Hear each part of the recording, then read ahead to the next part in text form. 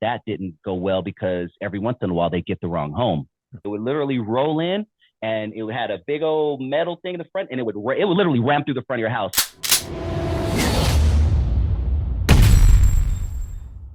Welcome back to the Broken Home Podcast. Hope you're all having a great day.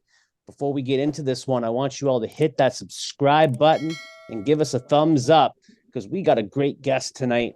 The Hood historian himself, Dusty Vision TV. How you doing tonight, Dusty? Just call me Triple H, baby. Hood historian himself. What up, everybody? What's up? What's up, dude? How you doing tonight, bro? How you doing?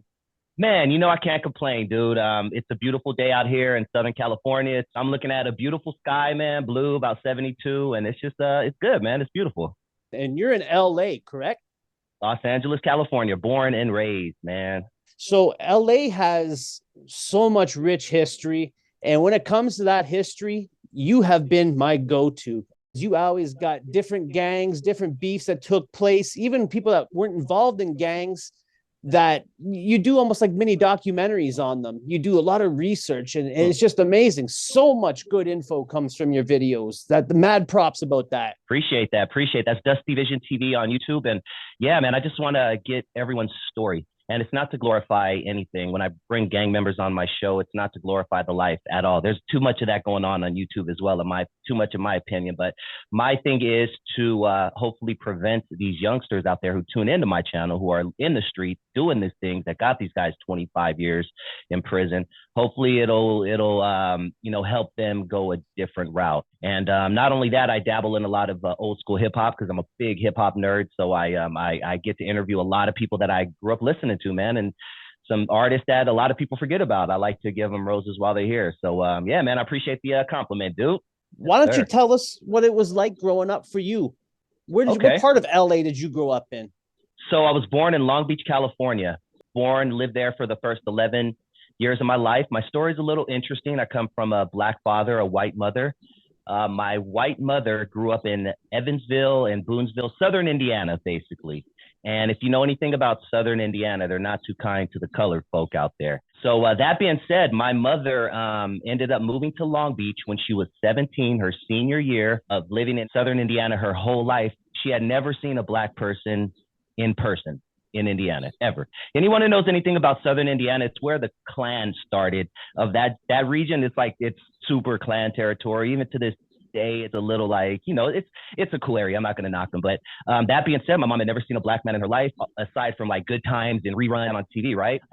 So she comes out to California with my mother, and she goes to Long Beach Poly High School, of all places. Anyone who knows anything about Long Beach and Poly High specifically, there's one of everything. You're going to have a Black person, an Asian, a Samoan, a Mexican. You're going to have everything. So to say it was a culture shock to my mom would be a understatement. She goes from this town of, maybe 200 people at her school or whatever to this city the size of 600,000 people, the second largest city in California.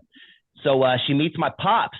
And he put the wham, bam, what up, Snow Bunny. Now, the interesting part about that is I mentioned she moved out here with my grandmother. My grandmother was old school, and she wasn't too kind. She wasn't too fond that my mom is bringing home this multiracial baby. So the first few years of my life was a little interesting because my mom was disowned by her mom. She was very not happy. And this is no knock on my grandma because she passed away a few years ago. And to the death of her, she loved me. We had a great relationship. But this is 1978. She wasn't too happy. So it was a kind of a hard relationship with my grandma growing up for a few years. I do remember it being a little weird, the hugs, and it was just a little off. But all that changed, and I would give a finger to bring her back, man. But that was the beginning of my life. Grew up in the hood, East Long Beach, 21st and Long Beach Boulevard, 80s, 90s, Los Angeles, and it was a war zone. I was a civilian. I never joined a gang, but it was a war zone, man. There were gangs on every corner, Black gangs, Hispanic gangs, and I remember, being a little scared at times, walking to school, to and from school, because back then, before the gang injunctions and things like that, it wasn't uncommon to see 40 Crips just hanging on a corner. As a little 7-year-old, all these guys looked like giants, so it was a little intimidating. Thankfully, nothing ever happened with them directly, but there were times where, you could get caught in crossfire and things like that, caught in crossfire. So it was typical hood life. But that was the beginning of my life, man. Just coming in, not wanted and by someone who was supposed to love me at that time. And now you're loved by everybody, though. Ah, there it is, baby. And were you only child as well? So I was the only child up until 8 years old, and my brother came about. My mom married a Hispanic gentleman around when I was about 7, and she had my brother. So that's where I picked up a lot of my love for the Latino culture, the Mexican culture specifically, because my mother did marry a dude straight from Mexico, knew 17 words of English. And the family, I got a tia, Chela. I have a abuelita Consuelo. Like I have what I'm saying? I grew up watching Sábado Gigante. Anybody in LA know what I'm talking about. But right. That was a different change in my life because, I was the only black kid hanging around a lot of Hispanics, Latinos, Mexicans. And it was really, really interesting. But one thing I could say about that side of my family is they never treated me differently. I was this little black kid with a big old afro. Summertime, I get darker than I am right now. I'm not too dark right now, but catch me in a couple months. I'm Wesley Snipes status, almost Wesley Snipes status. My credit score goes down. Cops pull me over. But no, it was very cool hanging out and learning the Mexican side of things. And to this day, I married a beautiful Mexican woman. Yeah, man. So my brother came about, and to this day, he's literally one of my best friends in the whole wide world. Yeah, that's dope, man. That's dope. What's your relationship with your biological father? So my biological father, so he's since rested in peace. He actually just passed away May 24th, 2022. So we're coming up on a year. But that being said, we were good up until the day he passed. But from about the time I was 5 till about the time I was 18, I maybe saw him once or twice. I can't even remember how many times I saw him, but it was very few times. He was caught up in the streets. My father was a former businessman. For anyone who doesn't know, the businessmen were a gang that was around before the Crips and Bloods came to be. My father, there was the businessmen, the Slawsons, the Gladiators, anyone who knows their gang history going back to the 60s before Crips and Bloods came about, like in the 69, 70, 71 time. The businessmen, Slawsons, Gladiators, those guys were doing their thing. And my father was a businessman. And he started to notice that the Crips and Bloods and started coming in and things started changing. So he got out before Crips and Bloods even came about. But he was in the streets. He was doing his thing, nose candy and alcohol and things like that, a lot of his life, which led him to not being a good father and not wanting to, be a father at all. So he was not there. He showed up when I graduated high school, and he showed up, and I told him, I can't talk to you right now because I'm going to cry. So I had to walk away because keep in mind, I hadn't seen him in years, dude. And he shows up at my graduation on high school. So I'm hanging out with my friends. Hey, my mom over here, my aunt over here. And I see my dad, who I ain't seen in a year. So off top, I was like, I'm about to lose it and break down. So I said, I can't talk to you right now because I'm going to cry. And that's all we said. So that being said, he kept trying and trying. And eventually, I would go over his house and watch boxing matches here or there. We're both boxing fans. So I went to go watch TV with him and baseball and little things like that. And we grew to have a great relationship up until the time that he passed. He was actually a good dude. He explained to me, he apologized for everything. He let me know the substances he was doing were just too strong. And unfortunately, he could not be a good father. But I will tell you this, in his death, he's taken care of me. And he has, we're all square, man. We're all square. In our interview, we discussed how the crack epidemic hit Detroit.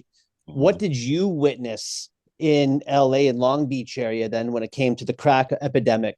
So I was too young to fully understand it. I was born in 78, and crack really hit in the early 80s.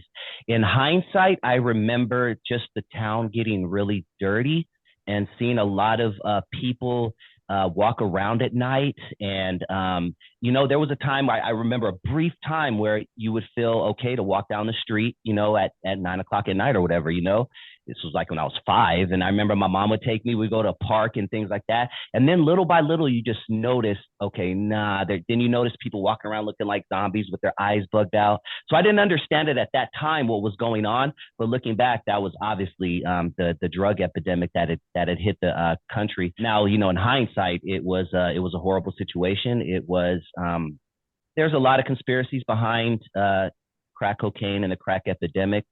And I've heard enough to believe, and I'm not this conspiracy guy, I do believe that there was something out of our control that put crack in the ghettos. I do believe there was a bigger hand. I don't know, someone may say the CIA, the FBI, whatever, but The stories that I've heard, the research I've done, it was manufactured. It was a project.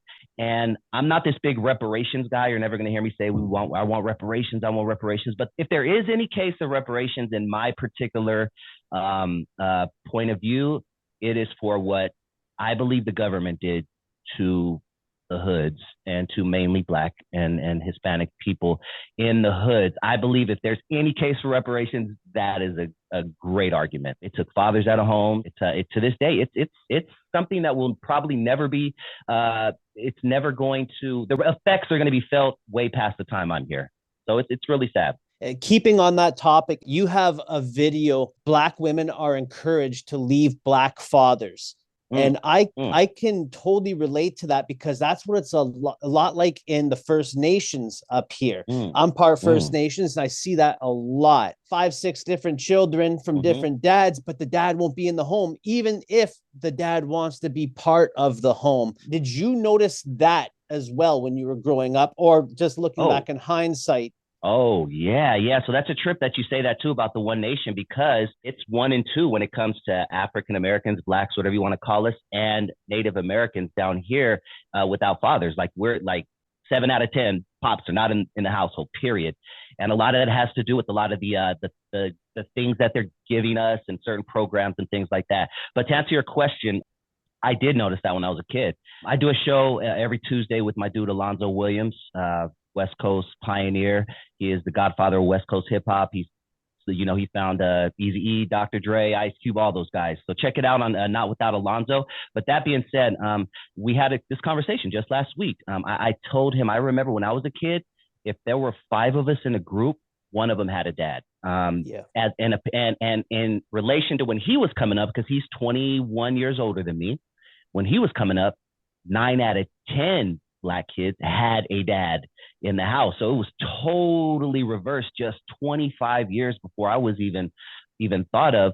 Most Black men were in the house, and then something happened. Everyone has their theory. I can share mine if you want me to, but everyone has their theory as to why the Black man left the house. My theory is, this is a theory, not the theory, because once again, crack cocaine had a lot to do with that as well and things like that. And this is where I get called an Uncle Tom, a house nigga and all that, but I got to keep it real. The government made it too easy for Black women to kick the Black men out of the house. Back in the day, if there was a problem between a couple, Black man, Black woman, they'd work it out. Boom. They may hate each other, whatever, but they work it out. They'd stay in the house. They set a good example for that kid until that kid got out of the house. Now it's a little too easy. Right now, Chantrell's looking at Tyrone on the couch right now, right? Tyrone ain't shit. So she's looking over there at him, right? And then she's like, you know what? I might as well get his ass up out of the house. If I do, I'll get free stuff from the government. Now, I don't know how it is up in Canada, but down here in America, they give you free shit for making bad decisions, in my opinion. That being said, they'll give you all the free shit, but there can't be a man in the house. They'll say, hey, Shanquisha, look, we'll give you all this. We'll give you free phone. We'll give you some good housing. We'll give you your kids' school free, lunch, free this, for everything. Yeah, Tyrone can't be in the house. So now, Shanquisha's looking at Tyrone and be like, instead of them working out their problems and trying to figure it out, she's like, man, get your ass out of here. And then she'll just go have a baby by someone else. Now, what I described is not all Black women, obviously. And this is where people just take my words literal. It's like, calm down.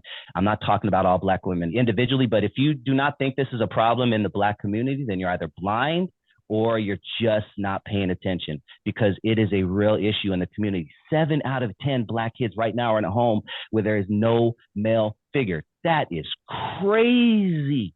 Once again, being part of the One Nation, you know what I'm talking about, bro. And it really, really sucks, man. It's hard growing up without a dad. You guys talk about this all the time, man.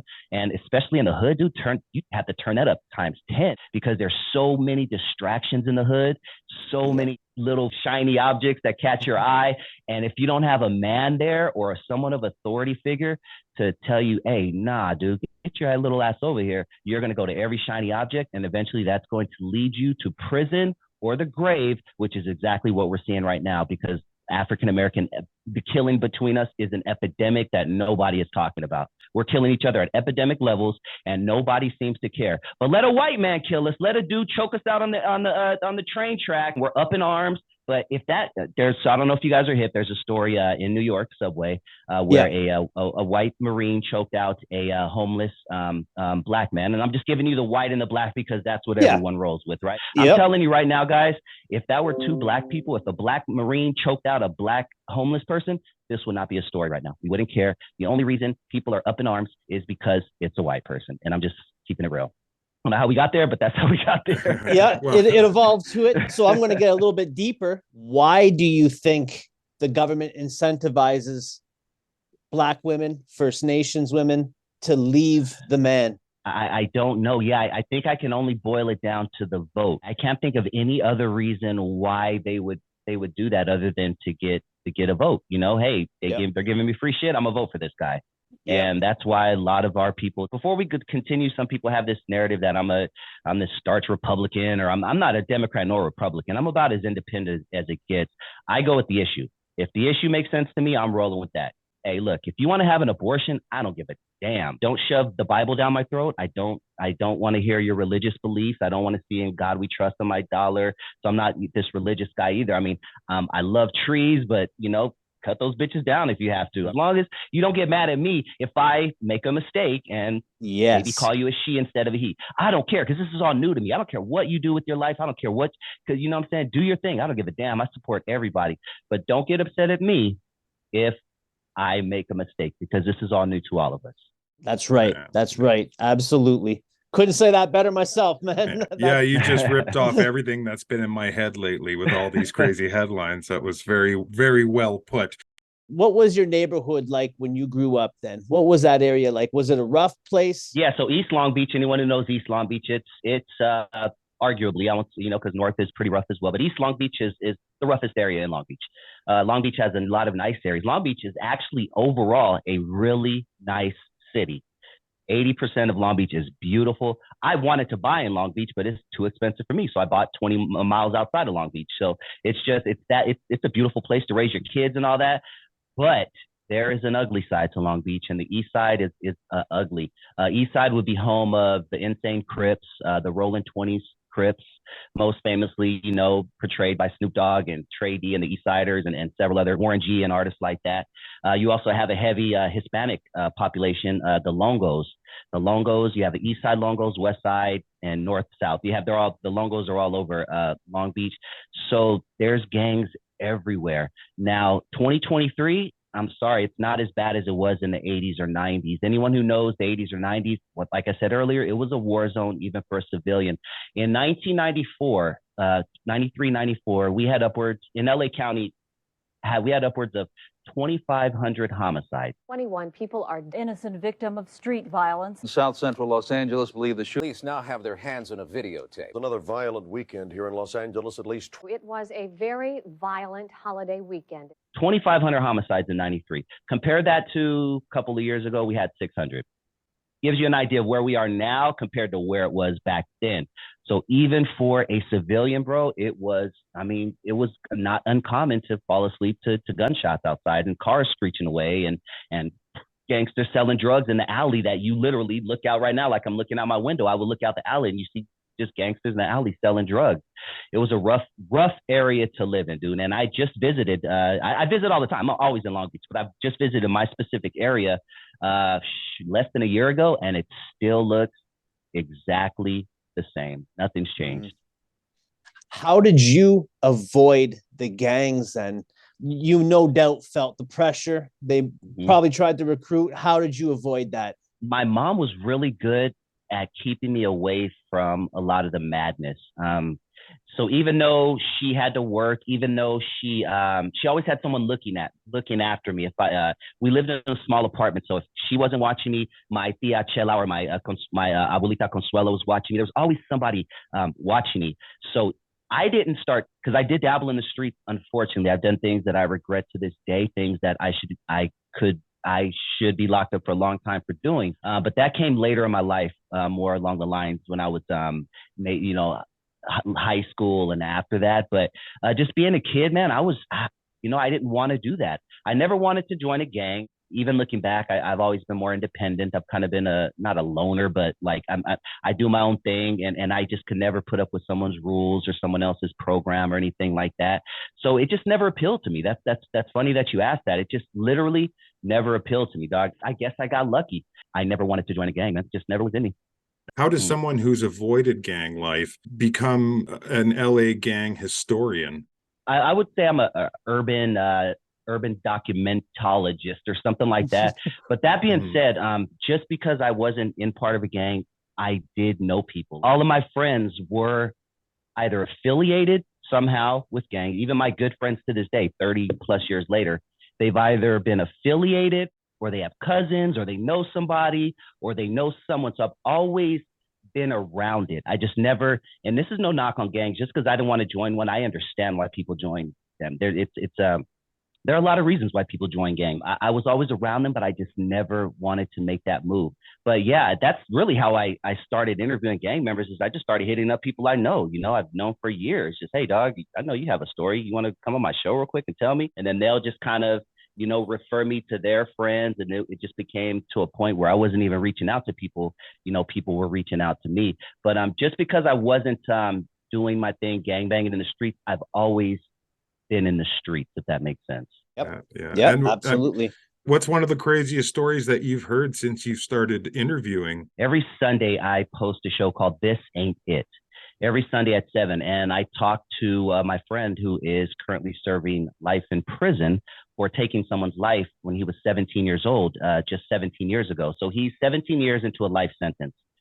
So we talk every Sunday about prison and what's going on in prison and prison life and how you don't want to go. And I'm telling you guys, the things I hear, look, I've read it in magazines, I've seen it on YouTube videos, but when it's coming from a person and he's telling you your story, like, you do not want to come to this place, this is hell on earth, that the food, the roaches, the lukewarm milk they give you, like sleeping next to a man who's 3 feet above you, the smells, like we get really, really deep to almost to where it's like scratch and sniff and you could just smell, like if you close your eyes, you feel like, and that's a lot of the reason why I don't do video. I do video with like Alonzo, and I'll do video every once in a while, but I come from a radio background, so I like the theater of the mind aspect. So I like people to just sit their phone down and to just listen.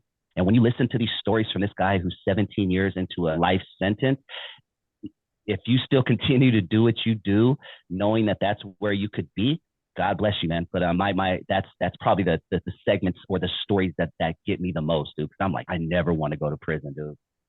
And speaking of which, I originally reached out to you because we have an interview going on with someone that's currently serving in Pleasant Valley prison right now, named Luis Salinas. And I reached out to you to ask what you knew about the crash unit. In your best words, or what you've heard over the years, what would you be able to tell our listeners about the LA crash unit? I've researched a lot about it, and keep in mind, everyone listening, that everything I'm about to say is secondhand knowledge. I was maybe 10 when Crash was at their peak, so I don't remember much about it. But Crash stood for Community Resource Against Street Hoodlums. They were, for lack of better words, they were a gang within themselves. They were part of the Rampart Division. They were famously portrayed at the beginning of the movie Colors. If you watch Colors, within 2 minutes, there's a thing that shows what Crash is. And loosely based, Training Day was loosely based on Crash as well. They were known to rough you up. They were known to place drugs on you. They were known to play dirty. They would drive to neighborhoods. They would let off shots. They would scream out the rival gang, the rival gang's name, and then go wait in the rival gang's hood because they know they're going to come and retaliate, and they know they'll be able to arrest a bunch of people with a bunch of guns. They were doing things like that. But to play devil's advocate, which is something that, you got to do, you got to balance out life. Knowing what we know now, they were a horrible organization for the most part. They were doing really bad things to have people in prison, probably to this day for it. But you got to understand the 90s, 80s and 90s in Los Angeles County. Gangsters, gangs, they were terrorizing the city. And I don't use that. I don't embellish words often. They were terrorizing communities. They were terrorizing people. The LAPD needed a group that could match the level of gangster that these Crips and Bloods and Mexican gangs were on. So they bring in this squad. They start recruiting cops with a certain reputation, cops who are known to rough up guys a little more, cops who were former gang members, who may still have gang ties, things like that. So they start putting this group together to combat the crime that was going on. They would mentally with you. Like, you ever see movies where they tell you to put your hand on the hood? Yeah. You've seen that, right? Yeah, in movies where the cops, you see it in Cops, the TV show, you'll see it in Boys in the Hood or whatever, that put your hands on the hood. Well, just imagine, a hot summer day in Los Angeles, 92 degrees, right? It's 2 p.m. and you're driving the car all day. And how hot do you think that hood is? It's probably pretty hot, right? It's about as hot as the damn sun up there. So after a while, you can't keep your hands on the hood. So that would give them a reason to whoop your ass if you moved a little bit. So it was little things like that. They would mentally, put people. They were specialized. They were a very specialized group. And they invented the Bataram came into play around this time. I don't know if you guys are familiar with what a Bataram is, but it was famously portrayed in Straight Outta Compton when Eazy-E was in Compton selling dope. And you see this big old tank with a long ass metal thing in the front that's probably like 20 feet. Well, back in the day, the crack houses, the trap houses were getting very sophisticated. So it was really hard for cops sometimes to get into a home before all the drugs were flushed. They would put metal bars and shit like that, and it would take cops like minutes, to get into a home. By that time, all the dope is flushed and there's no more evidence. Well, the LAPD, specifically the crash unit, they got smart, and they created this big ass tank that they would literally roll in.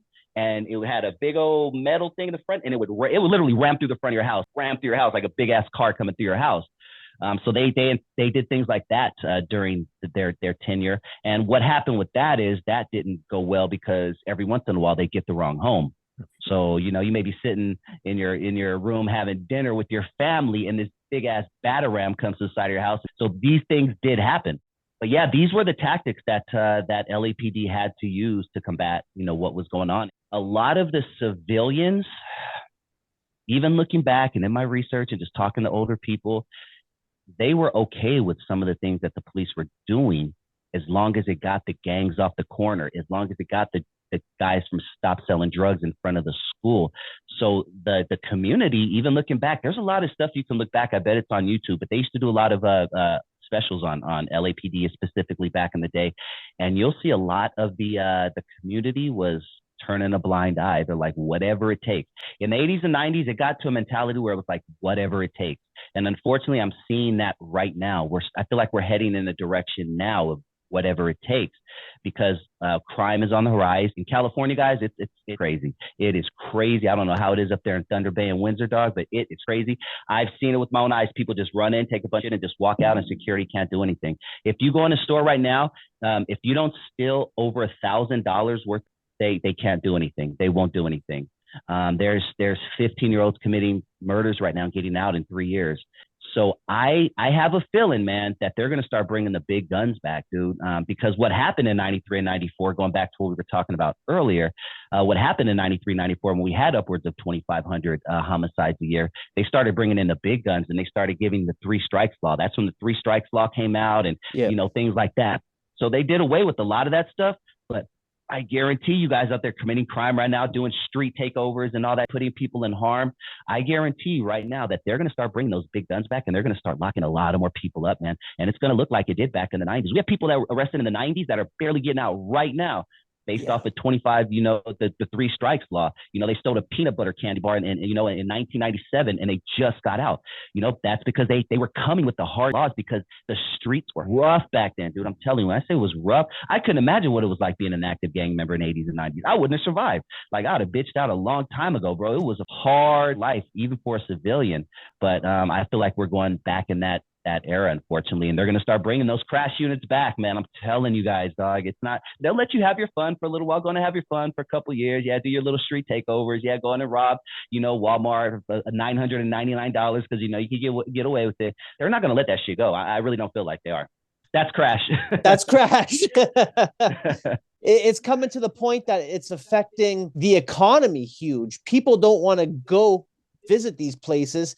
Stores, local owned businesses are getting destroyed. They're closing like crazy out here, dude. Businesses are shutting down like crazy. Everything from small mom and pop shops to they just shut down like 200. I forgot it was something that the one big store chain because they can't keep up with the theft. It's literally the theft is in the millions, the hundreds of millions. It's like astronomical, dude. It's crazy. Man, since you're born and raised in LA, what was your favorite time period? My favorite time, guys, was a time around like 89, 90, 91, where we were wearing the bright colors. We were wearing the Malcolm X hats. We were wearing the African medallions. We were dancing. We were having fun, dog. We were just having kid and play and Chub Rock doing flips with his big ass and like just fun stuff like that, man. It was really, really fun. So that was my favorite time. And then sometime around in the early 90s, it got cool to be a gangster. So now we were dancing. We were doing the Roger Rabbit. We were doing the Cabbage Patch. Now in 92, we go to doing the slow bop in the club with our baggy jeans, you know, because Dr. Dre's telling us bitches ain't shit and all this.